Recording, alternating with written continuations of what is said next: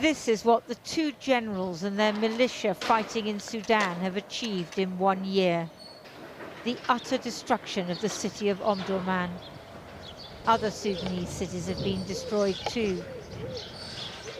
They even wrecked the theatre and the museums. Sudan's future, present and past, all brought to ruin. The question is, why was it ruined? You looted and stole, and the things you couldn't carry you destroyed instead. It's almost impossible to repair them. Impossible that these things can be restored. The TV station destroyed, livelihoods gone, possessions destroyed, homes looted, the inhabitants killed or forced to flee. Other countries are busy with the rest of the world, but no one cares about poor countries. That's why we're suffering, to be honest. We hope that people will stand with us, but neither the Arabs nor any country has helped us. Actually, it's worse than that. Outside countries are fueling the war, which pits the ruthless, ill-disciplined Rapid Support Forces, the RSF, against the equally cruel Sudan Armed Forces, the SAF.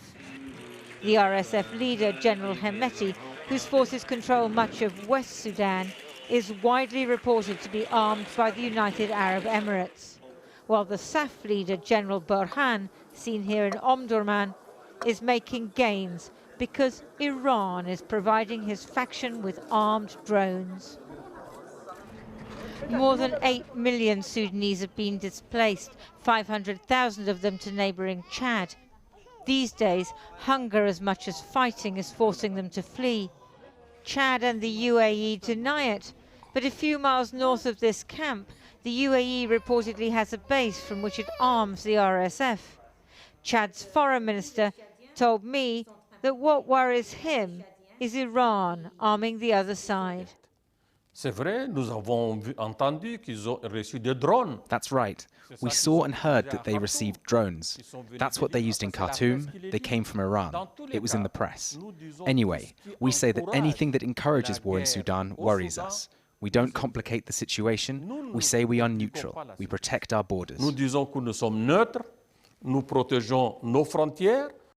In North Darfur, just across the Chadian border, the RSF has recently reportedly burned 15 villages. The same tribes are in Chad too, so the conflict may spread, though they deny it. By allowing their territory to be used as a conduit for arms, the Chadians are already implicated. Nos frères soudanais. Our Sudanese brothers are doing everything they can to transfer the war to us. Until now, we've been able to avoid it. We still have contacts and relationships with both sides to prevent the war spreading.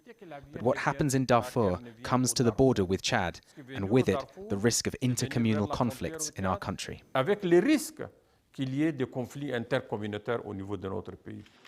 At a conference in Paris today, donors pledged $2 billion for humanitarian aid to Sudan, where 25 million people are at risk of starvation. But the fighters don't only seize each other's weapons, but also food and medicines intended for civilians.